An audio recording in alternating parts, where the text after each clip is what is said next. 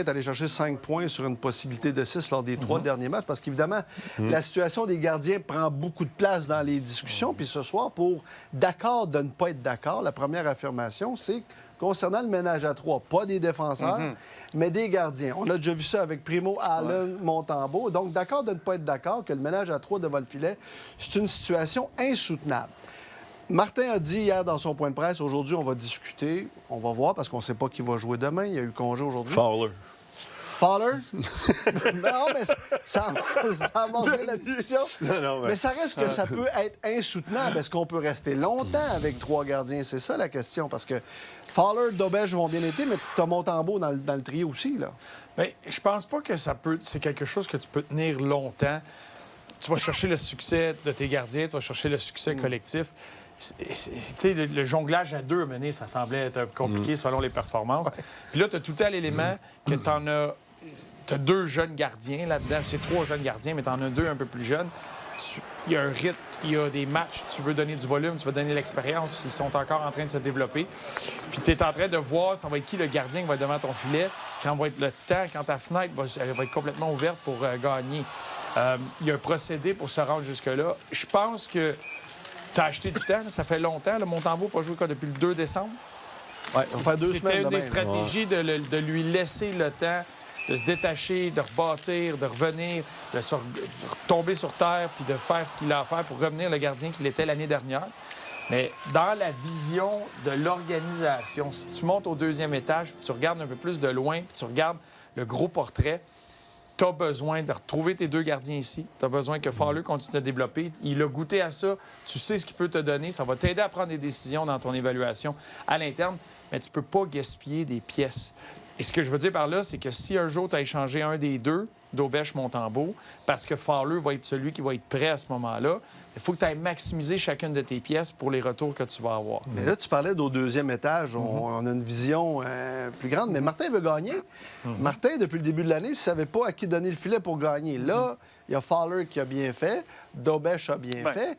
Là, il y a du court terme aussi, non? Il y a du court terme, mais Fowler a très bien fait dans son premier match. Son 2e, ça a été plus difficile contre les Rangers, même si c'était pas désastreux. Devant lui, c'était croche. Mais devant lui, c'était croche aussi. Mais c'était pas la même stabilité qu'il a démontré contre les Penguins de Pittsburgh. Cela dit, la dernière affaire que tu veux dans un ménage à 3, c'est que Fowler joue un match par semaine. C'est pas le plan, c'est pas l'idée dans la nature. À court terme, peut-être une semaine ou 2, puis à la limite, là, si on a tant de misère que ça à remettre Montembeault sur les rails, tu pourrais l'envoyer 2 semaines à Laval pour conditioning stint, pour une remise en forme. Tu n'as pas besoin de passer au balotage. Tu retrouves une confiance, tu reviens. C'est pas nécessaire, mais ça fait 2 mois qu'on attend après le Montembeault, là. Puis on lui en a donné des opportunités. Je crois encore qu'il est capable de revenir. Mais on arrive à croiser des chemins tranquillement, à savoir on a assez de temps pour rester dans la course avec un jeune gardien de but et l'autre qui, Dobèche qui va bien, mais qui a des... Tu sais jamais, là. Tu le sais jamais. Fait que, c'est ça. Mais est-ce que la conditioning là, à Laval, mettons, est-ce que c'est ça là? Faut-tu que ça soit une blessure ou tu peux l'envoyer? Ça fait longtemps qu'il n'a pas été utilisé. OK, c'est ça. Il reste que Montembeault, là, il faut qu'il joue à un moment donné. Ben oui, c'est sûr. Tu veux des résultats, tu peux pas l'envoyer parce que Dobèche va bien puis Fowler est capable de faire le travail pour l'instant. Fait que tu lui donnes quand du travail à Montembeault là-dedans? C'est ça aussi. Moi, je disais Fowler, je pense que c'est comme la situation n'est pas idéale à 3, évidemment. On l'avait vu avec Allen à l'époque, Primo, et c'était Montembeault. C'est pas la situation idéale. On a amené le jeune Fowler pour créer justement un genre d'électrochoc. Je pense que ça a peut-être donné un peu de gaz. Dobèche a bien fait hier. Mais Sam, c'est sûr, il faut qu'il rejoue là, depuis le 2 décembre. Je sais pas, je serais peut-être tenté, mais... peut-être le relancer jeudi contre les Blackhawks.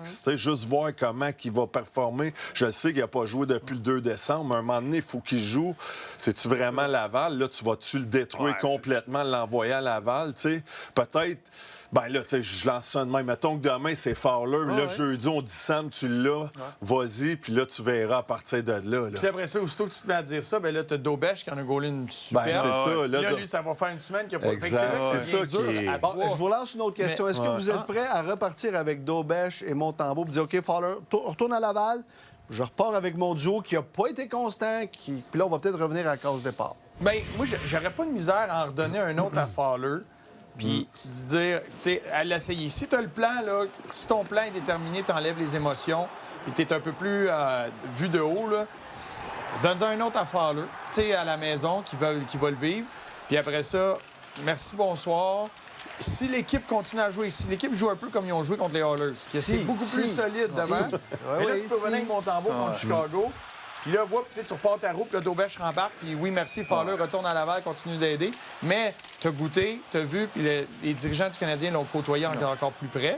Fait que c'est une option, mais à chaque match, tout dépend de toutes les circonstances. Puis c'est pour ça qu'il y a énormément qui est impliqué dans la conversation.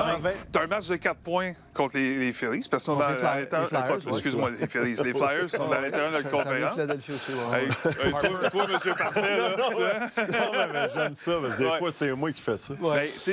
Où t'as le match contre Chicago, peut-être contre un adversaire. Les White Sox, les Cubs. Un peu moins Pirates après, en fin de semaine, les Pirates. Mais il reste que si j'en donne absolument une à Montembeault, c'est difficile de dire à Daubèche que tu n'en gardes pas une des deux prochaines avec celle que tu as gardée. Donc, tu sais, le plus rapide que tu as peut-être une précision avec Montembeault, plus vite tu peux prendre une décision sur Fowler. Si Montembeault joue demain puis il en joue une bonne, tu dis, bon, OK, là, on va peut-être rouler tu le le renvoies flanc. demain, Montembeault, là, alors que Daubèche... Non, mais renvoie... Non, mais je comprends ton point. Bon, mais c'est hypothétique, là, Laval. On s'entend, là. C'est pas... Mais en tout cas, ça va être un sujet qui... Il reste 5 matchs avant Noël, la pause de Noël, parce qu'après, mettons, cette semaine, il y a Boston, puis là, tu as la pause de Noël. Là, on verra après, mais encore là, si on a mis Fowler, puis il est excellent, tu veux-tu vraiment l'envoyer à Laval? Parce que tu veux pas jouer non plus au yo-yo avec Fowler. C'est pour l'envoyer à Laval, puis ça va pas bien, puis tu le ramènes, puis tu veux pas jouer cette carte-là non plus, fait que c'est délicat. On risque d'avoir plus de précision demain à l'entraînement matinal. On me dit que c'est Kakonen. Moi, on me dit que c'est... Pourquoi? Rendu là. Ménage à quatre. Autre affirmation, Martin Saint-Louis a dit hier, je pense qu'on a joué notre match le plus complet cette saison. Donc, d'accord de ne pas être d'accord, le Canadien a joué son meilleur match de la saison hier. D'accord de ne pas être d'accord? Ben, moi, je suis d'accord. Moi, je trouve que c'est le match où le Canadien a été le plus engagé. Il y en a un ou deux, peut-être, qui me viennent en tête depuis le début de saison contre les Sénateurs d'Ottawa après le long voyage à domicile où on avait vraiment été engagé physiquement et tout. Mais celui-là, au niveau... C'était pas nécessairement physique, mais l'engagement au niveau de l'attention aux détails. Le jeu défensif, Martin a beaucoup préconisé ou beaucoup parlé des erreurs niaiseuses qu'il fallait limiter versus ce qu'on avait fait la veille à New York. L'engagement en infériorité numérique, 5 contre 3 en partant aussi, qui aurait pu être un point tournant contre les Oilers, qui aurait pu facilement se sauver avec le match dans les 10 premières minutes de la première période. T'sais, dans l'ensemble de l'œuvre, je suis pas capable de te nommer un passager. Puis ça, pour moi, c'est ce qui fait en sorte que le Canadien a joué son meilleur. C'est drôle, la motivation, quand tu affrontes McDavid puis Draisaitl, t'es mieux d'être prêt. Tu as une motivation de dire, hey, ces deux-là, une motivation supplémentaire. C'est un peu ça aussi qui fait que tu te motives un peu plus. Mais demain, les Flyers, là, il faut que tu joues comme contre les Oilers, même si tu n'as pas de monstre à deux têtes. Ça aussi, ça sert de motivation, André, quand... C'est plus facile de se motiver quand tu as deux gars qui peuvent te faire mal à tout moment aussi. Oui, puis je pense aussi le fait qu'à New York, ils l'ont comme échappé. Tu menais 3-0, 4-2. On a vu Martin aussi ses propos après. On a fait des erreurs niaiseuses, mais on a rebondi. On a su rebondir. Mais demain, c'est ça, il ne faut pas qu'il y ait de relâchement. Mais de là, dire c'est la meilleure performance de l'année, je pense que c'est une des bonnes, c'est pas elle. Là. Ils ont joué vraiment... souvent, ils jouent des 40-50 minutes. Il y a un petit relâchement. On perdait des matchs même, mais hier, Denis en a parlé, là, je pense, sur toute la ligne. Collectivement, ça a été une belle victoire d'équipe. Le 5 contre 3 d'Aubèche en début de match, Evans, Carrier, Madison, qui a mangé des minutes incroyables à la fin avec son 4 minutes 30 sur la glace. Qu'est-ce qu'il fait là, lui? T'sais, moi, je chercherais ma pompe d'as, mais c'est ça. Ça a été vraiment Texier qui était excellent aussi hier. Tout le monde a contribué. Il y a de la production secondaire. Bruno, toi, c'est-tu meilleur match? Bien, juste pour s'amuser pendant... Non, parce que moi, il y a celui des Sénateurs qui me vient en tête. C'était un excellent match. Puis dans les circonstances, 2 matchs en 2 soirs, je comprends la réaction de Martin Saint-Louis. Tu as lancé le défi à tes joueurs. Les gars ont répondu. C'est un match parfait pour les unités spéciales des deux côtés. Ton gardien, il y avait plein de points d'interrogation que tu avais dernièrement qui ont comme super bien été. Fait que c'est sûr que tu te mets mission accomplie, tu es satisfait de celui-là, puis tu veux bâtir pour le prochain. Mais il y en a eu j'avais en tête quelques matchs en début d'année où c'était vraiment des efforts complets, que le Canadien trouvait des façons d'aller gagner des matchs. Où, en prolongation, il y a eu beaucoup de choses. Ben oui, avec du talent il y a aussi. eu beaucoup de choses. On va tous les réécouter ensemble. Là. On va choisir. Un marathon de game. Ça s'est fini en prolongation. Caulfield, Watson. c'est ça. C'est comme ça au début de la saison. Kent Hughes doit donner un coup de main à Martin Saint-Louis dans un avenir rapproché. Parce que oui, il y a le groupe actuel, il y a des blessés, mais ils ne reviennent pas tout de suite, les blessés. Donc, êtes-vous d'accord de ne pas être d'accord que Kent Hughes doit donner un coup de main à Martin Saint-Louis dans un avenir rapproché? Moi, je pense que oui. Je pense que, tu regardes l'équipe, là, il manque pas grand-chose. J'adore l'arrivée de Texier, qui était à 1 million de même. On l'amène ici, il fait de bonnes choses avec la blessure de Newhook. Mais, on parle souvent, évidemment, du centre numéro 2, mais de là, je dirais, pas sacrifier l'équipe non plus. Faut pas partir en peur. Faut quand même... Parce que là, tu vois les équipes qui demandent, je regarde l'échange de Quinn Hughes, là, ça, c'est un joueur vedette, là, mais il y a des équipes qui demandent le retour. O'Reilly, on demandait 2 choix de première ronde, un joueur établi, une jeune retraite. Fait que, tu sais, peut-être pas donner Reinbacker plein de choix, mais si tu es capable de faire l'échange pour améliorer l'équipe, fais-le. C'est sûr que ça l'aiderait au niveau du... Même si Kapanen fait une bonne job, les gars, je pense à deux. Je pense que ça serait bon d'amener un vétéran. On est la plus jeune équipe, ça l'aiderait au niveau de la position de centre numéro 2. Mais moi, là-dedans, c'est sûr que tu es tout le temps à l'affût. Hein? Tu veux regarder, le marché bouge, le marché change, puis tu veux voir s'il y a une opportunité. C'est un peu comme Bill Guérin a fait une entrevue, puis il s'était demandé à quel moment tu as senti, tu voulais aller chercher Hughes, cet été, au début de l'année. Il dit lundi. Lundi, j'ai fait un coup de téléphone, j'ai vu que, hey, tabarouette, j'ai peut-être tout ce qui coche puis ce qui ferait du sens, puis t'as pas grand temps pour réagir. Fait que c'est un peu ça, c'est que tu es tout le temps à l'affût, mais il faut pas que tu rentres. Tu es en train de monter un Lego. Là. Puis là, tu es rendu, tu étais dans une belle base de fête. Puis là, tu es dans la finition. Là. Tu vas poser les petites fenêtres, toutes ces affaires-là. Tu ne peux pas arriver chercher une grosse pièce que tout à l'heure ne fonctionnera pas. Tu vas être pris avec le contrat. Faut que ta vision est tout le temps au long terme. Puis c'est là que. Puis je vois la face de Mathieu Pro qui n'aime pas ma métaphore avec les Legos. Je vais te l'expliquer plus tard, Mathieu. On va t'en réexpliquer. On va t'envoyer la Exemple, Elias Pettersson. Exact. Quand tu fais ça, c'est que faut tout le temps que tu aies la vision long terme. Puis c'est un peu avec les gardiens tantôt. Moi, ce que j'aime de l'organisation du Canadien, c'est qu'avec Kent Hughes, avec Gordon, c'est qu'il n'y a pas d'émotion, c'est très calme, puis ils ont tout le temps la vision, ils sont patients avec ce qu'ils font. Mais attends, il n'y a pas d'émotion. Il y a eu un appel à faire quand ça n'a pas été gardé en plein match. Le plan ne bouge pas à cause des émotions. C'est vrai. Pas, hey, on est en panique, là, on fait quelque chose. Texier, tu n'as aucun risque, tu n'as rien. Je te donne de l'aide tout de suite, mais c'est tout ce que je peux faire pour le moment parce que mon plan, je ne veux pas déroger. Moi, Denis, vas-y. Moi, je suis 100 d'accord. Il n'y a pas de presse dans le cas de Kent Hughes pour faire une transaction. Tu sais, s'il y a de quoi qui arrive, OK, on reste à l'affût, il y a une possibilité. Kirby Dach va revenir bientôt. Tu sais, Kirby Dach avait eu quand même une bonne séquence avant sa blessure, un bon 2 semaines, 3 semaines, puis on commençait à avoir celui qu'on espérait avoir en transaction. Donc, on va lui redonner la chance de revenir. Goulet, il en reste pour quelques semaines. Mais présentement, là, si tu regardes à froid, est-ce que le Canadien, de façon générale, si tu as 2 gardiens qui font le travail, s'ils avaient fait le travail depuis le début de saison, est-ce qu'on est assez bon pour gagner notre part de match et jouer facilement au-dessus de 500? Absolument. Ouais. Je suis convaincu. Mais est-ce qu'on ne surtaxe pas présentement beaucoup de joueurs parce que là, tu y vas évidemment avec tes meilleurs, puis qu'à un moment donné, là, ça va peut-être te rattraper avec le calendrier condensé aussi. Possible. Mais, tu sais, on n'est pas dans l'urgence pour gagner. On n'est pas dans notre fenêtre présentement. C'est de l'expérience en banque pour les jeunes. Les jeunes jouent, c'est eux qui tirent le bateau présentement, autant l'attaque qu'à la défense. Donc, pour moi, là, je suis pas pressé. Tant que la chaîne ne débarque pas, ou qu'on n'est pas dans... Ou que, tu sais, on n'est pas là... Il manque... Ou qu'on perd un de notre top 6, un Suzuki ou un Prénom, on cogne du bois, mais tu comprends ce que je veux dire? Fait que moi, là, il n'y a pas d'urgence. Je suis patient, puis je reste à l'affût. C'est pas du bois, ça, va. Ça, je suis pas sûr non plus, mais bon, on va le faire. André, il est ça. C'est ça. Ça, c'est taille d'Omi, le bois. Martin, c'est même ça, faire des changements. En tout cas, n'hésite pas à faire des changements. On le voit dans ses paires de défense, là. Hudson qui joue avec Carrier, notamment. En avantage numérique, Bolduc qui s'est retrouvé sur la première unité, mais depuis 2 matchs, c'est Ivan Demidov qui est revenu. Et hier, on l'a vu, Demidov tire davantage. Il a une vision extraordinaire. Donc, l'affirmation de d'accord, de ne pas être d'accord, le Canadien ne peut plus se passer d'Ivan Demidov sur la première unité d'avantage numérique.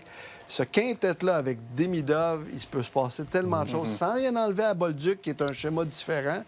Mais honnêtement, est-ce que vous êtes d'accord de ne pas être d'accord que c'est Bolduc sur la première unité?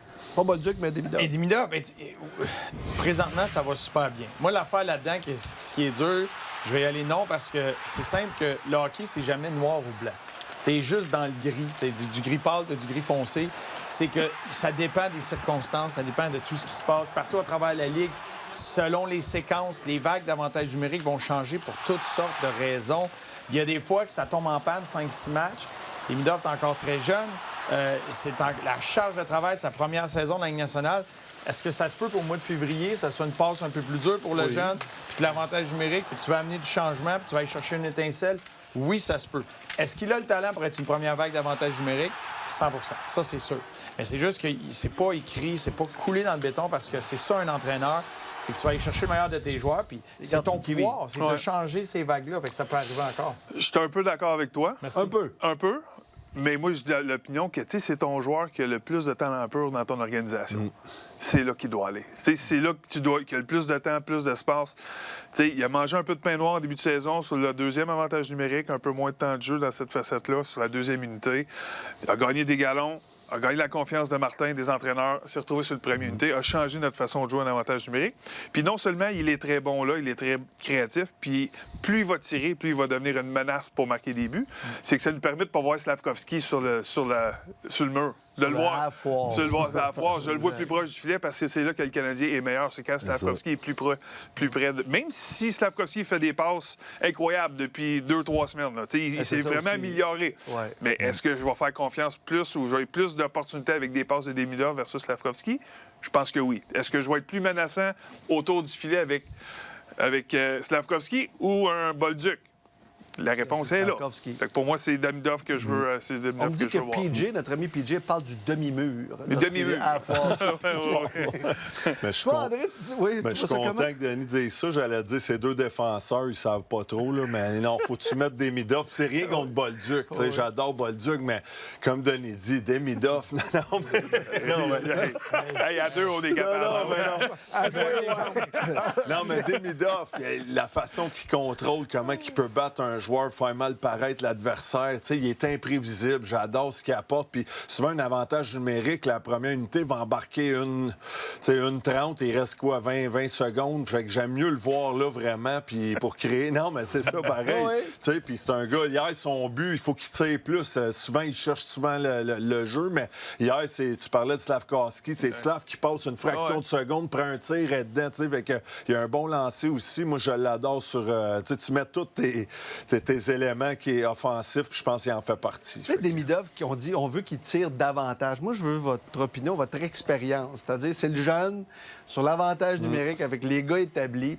S'il tire trop souvent, est-ce qu'à un moment donné, ça va dire hey, prends pas des lancers pour prendre des lancers parce qu'il y a d'autres options aussi sur l'avantage numérique. Puis toi, le jeune, là, vas-y modérément. Oui, c'est vrai, c'est une... C'est parce que son instinct, c'est que c'est un passeur extraordinaire. Ouais, ça va être un passeur en premier. Puis hier, il l'a essayé. C'est tant mieux, c'est génial. Ouais. Il a pris son tir, mais le nombre de passes qu'il réussit... Des fois, je pense que c'était contre les Rangers, là, les 3 passes avec Suzuki. Tabarouette, tu fais le saut. Mais c'est son instinct. Puis moi, j'ai adoré la réponse de Martin Saint-Louis là-dessus. C'est parce que quand tu te mets à rentrer dans l'oreille du jeune, puis d'aller contre son instinct, parce que là, tu aurais dû tirer. Là, tu aurais dû tirer. Là, c'est là que le jeune fait qu'est-ce... Puis là, au lieu d'être dans son instinct, il va dire qu'est-ce que le coach voudrait que je fasse? Puis là, aussitôt que tu essaies de jouer pour un autre, tu deviens mêlé. Fait, son instinct, c'est là. Puis est-ce que tu peux tranquillement lui permettre de voir les opportunités où son tir, ça va payer, comme hier? Puis, hey, essaie-la de temps en temps parce que ça fonctionne, ça aussi. Puis après ça, tu le laisses y aller de son instinct, mais que dans sa tête, ça se travaille à, hey, dans cette situation-là, si je vois ça, c'est une occasion de prendre un tir. Fait que je vais l'essayer, puis après ça, je vais regarder pour mes jeux. Mais d'aller commencer à aller coacher ces détails-là, de passe-là ou lance-là. Non, mais tu t'embarques dans. Mais c'est important de varier, par exemple, ces menaces. Parce que, tu sais, À l'inverse, si un gars comme Ovechkin veut toujours le tir sur réception, on a vu des infériorités numériques, mettre un gars à côté d'Ovechkin puis jouer 4 contre 3 le reste de la patinoire. Parce qu'on sait que lui, il passe pas, il fait juste tirer Ovechkin. Fait qu'on va l'empêcher. Si Demidov fait juste passer, on se laissera jamais dans une ligne de tir. Il n'y a pas de ligne de passe qui vont s'ouvrir parce qu'on va laisser la ligne de tir directement au gardien de but. Fait qu'une fois de temps en temps, tu dois te faire respecter au niveau des menaces, puis de marquer au filet, comme hier.